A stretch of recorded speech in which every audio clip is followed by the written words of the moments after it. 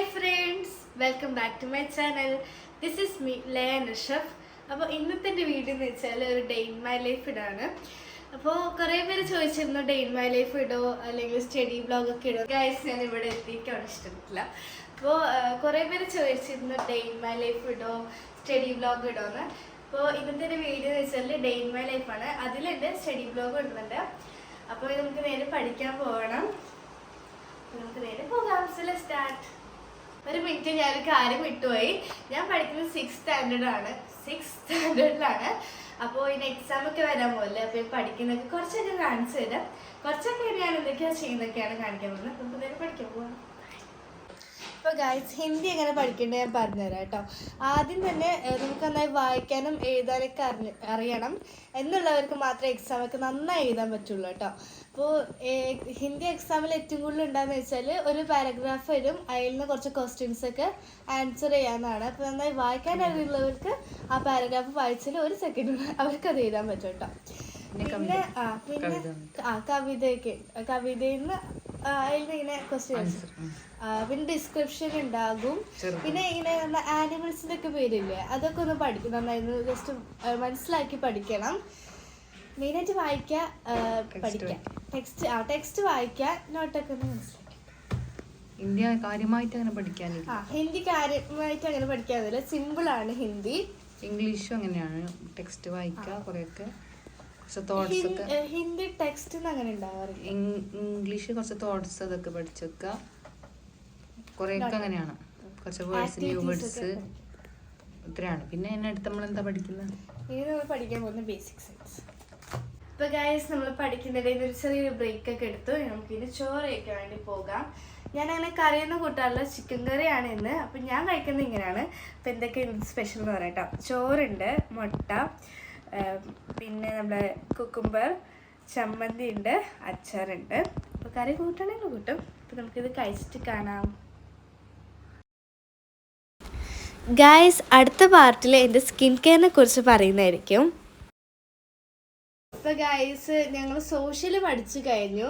പിന്നെ അതിന് മുൻപ് എൻ്റെ ചാനലിൽ തന്നെ വേറൊരു വീഡിയോ ഇട്ടിരുന്നു. അത് ഈ ഒരു മിഡീവൽ, ഞാൻ ഏതാ ചാപ്റ്റർ പറയാം, medieval India the centres of power. ഇതിനെക്കുറിച്ച് ഫുള്ളായിട്ട് ഞാൻ ആ ഒരു വീഡിയോയിൽ പറഞ്ഞിട്ടുണ്ടായിരുന്നു. പിന്നെ ഉള്ളത് medieval India society research and training. ഞാൻ എങ്ങനെ പഠിക്കുന്നത് ഓരോ ഫോറിനേഴ്സിന്റെ പേരും അവരെന്തൊക്കെയാണ് ചെയ്തതെന്നാണ് അവരുടെ. ബാബർ എന്താ കുറിച്ച് പറഞ്ഞത്? ഡൈവേഴ്സിറ്റി ആൻഡ് പ്രോസ്പെറിറ്റിയെ കുറിച്ചാണ് പറഞ്ഞത്. അൽബിറോണി പറഞ്ഞത് അഗ്രികൾച്ചർ ആൻഡ് ആർട്ടിസാൻഷിപ്പ് ആണ് പറഞ്ഞത്. നിക്കോള പറഞ്ഞത് ടൗൺസ് ആൻഡ് ട്രെയിനിനെ കുറിച്ചാണ്. ഇതാണ് മെയിനായിട്ട് പഠിക്കാനുള്ളത്. പിന്നെ Ibn Battuta, Ralph Fitch, Nicola പറഞ്ഞത് നോക്കട്ടെ. ഇത് പഠിച്ചോട്ടെ. The foreigners who engaged in trade with India. ഇത് ഇമ്പോർട്ടന്റ്. സോഷ്യൽ ലൈഫിനെ കുറിച്ച് പറഞ്ഞതാണ്. സോഷ്യൽ ലൈഫ് പിന്നെ കാർഖാനാസ് എന്താണെന്ന് പറയണം. ഇന്ത്യ നോളജിനെ കുറിച്ച് പറഞ്ഞു. പിന്നെ കാർഖാനാസ് എന്താണെന്ന് പറയണം, പഠിക്കണം. പിന്നെ ഇത് കൃഷിയുടെ പ്രോഗ്രസ്, മെയിൻ ഒക്യുപ്പേഷൻ എന്താണ്, അവരുടെ ടാക്സസ് ഒക്കെയാണ്. മിഡിൽ ഇന്ത്യയിലെ മെയിൻ ഒക്യുപ്പേഷൻ എന്താണെന്ന്, ടാക്സ് എന്താണ്, പിന്നെ അതാണ് ഇത്ര തന്നെ അഗ്രികൾച്ചറെന്നും പിന്നെ അതിനെ കുറിച്ചിട്ടുള്ളതും. പിന്നെ ഇവിടെ എന്താണ് പഠിച്ചത്?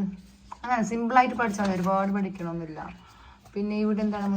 പിന്നെ ഇവിടെ ഉണ്ട്. ഇവിടെ അവരെ നളന്ദ യൂണിവേഴ്സിറ്റിയും ബനാറസ് ഓരോ ക്വസ്റ്റ്യൻസ് ഒക്കെ ഞങ്ങൾക്ക് ടീച്ചർ എഴുതി തരാറുണ്ട്. പിന്നെ ഈ പാഠം ഞങ്ങള് പഠിച്ചോ? അത് പഠിച്ചത് മെയിൻ ആയിട്ട് ഇതാണ്. ഒന്ന് ഇത് പഠിക്കണം, ഫെർട്ടൈൽ സോയിൽ, ഇത് പഠിക്കണം. അതായത് എസെൻഷ്യൽ ഫാക്ടേഴ്സ്, കൾട്ടിവേഷന് വേണ്ട സാധനങ്ങള്. പിന്നെ കേരളത്തിന്റെയും തമിഴ്നാടിന്റെയും ഡിഫറൻസ് കമ്പാരിസൺ ചെയ്ത് പഠിക്കണം. അതാണ് മെയിൻ ഇമ്പോർട്ടന്റ്.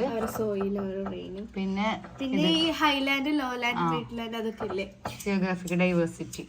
അത് കുറെ പഠിക്കണമെന്നില്ല. ഹൈലാൻഡ് ജസ്റ്റ് ഒന്ന് പോയിന്റ് മാത്രം പഠിച്ചാൽ മതി. എങ്ങനെയാ പഠിച്ചത്?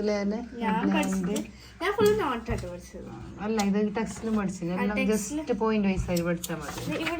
പിന്നെ ഹൈലാൻഡ്, മിഡ്ലാൻഡില് അവരെ ഇത് അവരെ കൃഷിയല്ലേ, ക്രോപ്സ് എന്താണെന്ന് മെയിനായിട്ട്.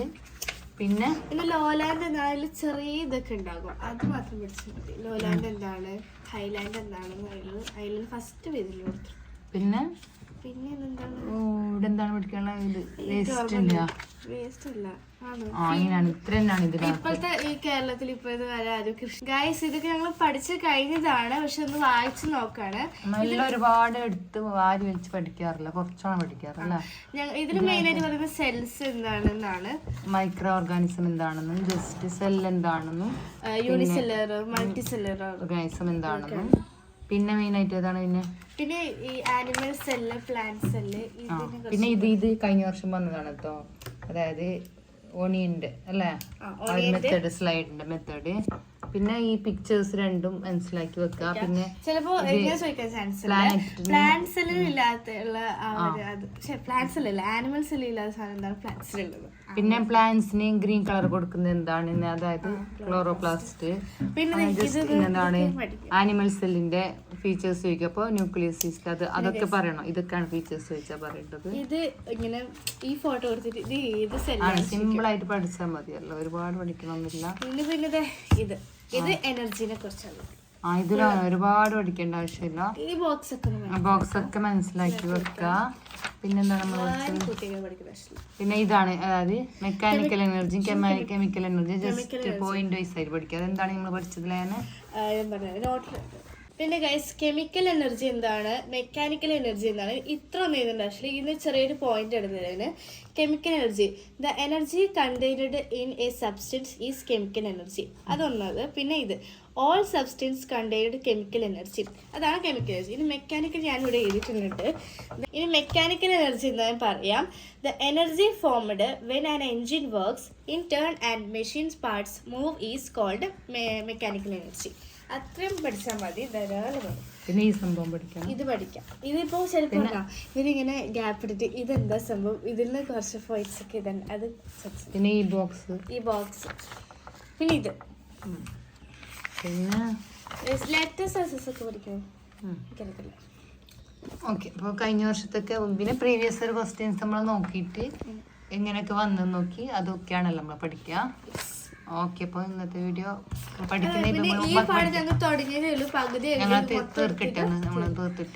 നിങ്ങളുടെ എവിടെ വരെ പഠിച്ചിട്ടായി, എവിടെ നിന്ന് സ്റ്റാർട്ട് ചെയ്തോ, ഇതുവരെ പഠിച്ചില്ലേക്ക് ഒന്ന് കമന്റ് ചെയ്യാം. അപ്പൊ ഇന്നത്തെ എന്റെ ഒരു വീഡിയോ നമുക്ക് ബാക്കി എടുക്കാന്ന് വിചാരിച്ചു, ബാക്കി നാളെ ഇടാന്ന് വിചാരിച്ചു. അപ്പോൾ നാളത്തെ വീഡിയോയിൽ ബാക്കി ഡേ ഇൻ മൈ ലൈഫിന്റെ ബാക്കി കാണാം. അപ്പൊ ഇന്നത്തെ എന്റെ വീഡിയോ ഇഷ്ടപ്പെട്ടാൽ ലൈക്ക് ചെയ്യുക, ഷെയർ ചെയ്യുക, സബ്സ്ക്രൈബ് ചെയ്യുക. ടാറ്റാ.